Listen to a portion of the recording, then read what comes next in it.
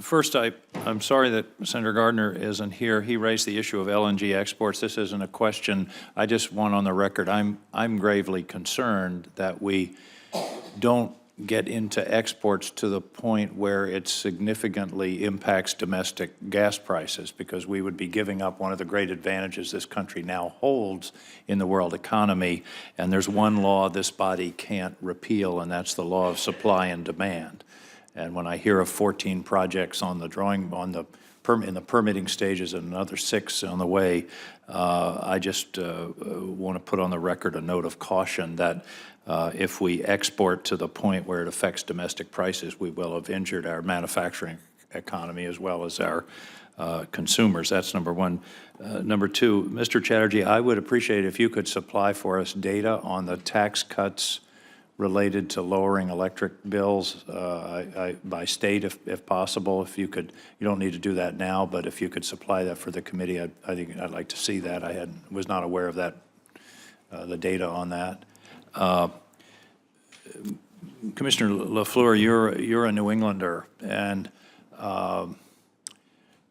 you've seen the dependency in New England on natural gas go from 5% to 50 or 60%. I just looked, it's 46% at this very moment. Does that raise concerns for you both about price and reliability in terms of the pipeline network? I serve on the Armed Services Committee. I think the risk of a cyber attack on our pipeline and our electric grid is not something that we don't need to take account of. I also think we've also talked about the historic low price of gas. What goes down can also go up. Share with me your thinking on that. Well, thank you, Senator. I think New England really uniquely has a fuel security issue because of the very constrained pipeline capacity coming into New England. We don't see that situation anywhere else where we have a quite robust pipeline grid. But what if I'm right, for example, and we get into exports in a big way, the price of gas goes from $2.50 to $6? We're in trouble in New England. I've spent a lot of time with people up there on what they want their future to be, and I have come to the belief that the region does not want new pipelines because, many people in the region have been very opposed to pipelines that have come before us. Even ones we've certificated have not actually been built yet. And so I think they're looking to a future of bringing in more other resources and of having fuel storage in the winter in order to take us through those limited periods where there's not enough gas. To me, the question that really is worth discussing is that we've got a price risk and we've got an infrastructure risk. And the question is, what are we willing to pay for an insurance policy against those two risks? And that may involve keeping some uneconomic coal plants or nuclear plants online somewhat longer. But in order to make that judgment, we need to know the cost of the insurance policy. At this point, let me ask Mr. Powelson his thoughts on that. Senator King, first I agree with you, and it comes down to a risk capacity and a risk tolerance equation. And what I mean by that is, yes, to Commissioner LaFleur's point, and I too agree that over the next decade we're not going to be, unfortunately, bringing 30-inch pipe into the New England market. I can share with you why offline. By the way, if anybody here wants to amend the Jones Act, we would love to move barge natural gas rather than the Russian tanker that had to go into your facility there at Canaport, move that product up. But that's a whole nother discussion. Right.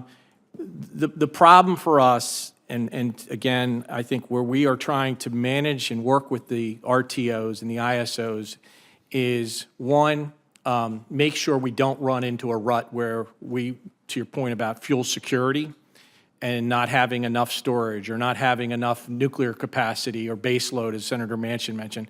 I think we're trying to really be diligent there and do it in a market construct.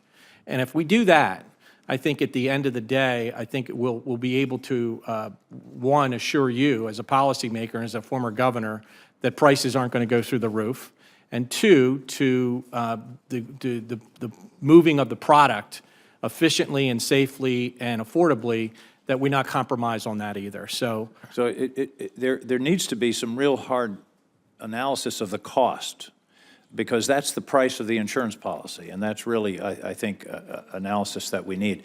Final point, and I'm out of time. Mr. Pelson, I found your testimony, this has been a wonderful hearing. All of your testimony was most informative, data-driven, and really impressive. Mr. Paulson, yours was very thoughtful, I thought. And I really commend you for entering into this study on DERs, because there's a dispute, as you know, nationwide about impact of cost on the grid and on other ratepayers. We need a really good analysis of costs and benefits in terms of national security, distributed grid, self-healing. What are the values there that offset cost in terms of storage and those kinds of things? So I commend you for the storage decision. I think that was very important. And the DER could be, you could really help us nationally by establishing, okay, what are the benefits and what are the costs and what are the what's the data, building a really strong record that can help us and PUCs across the country to make these decisions. So I thank you for your testimony today. Thank you, Madam Chair.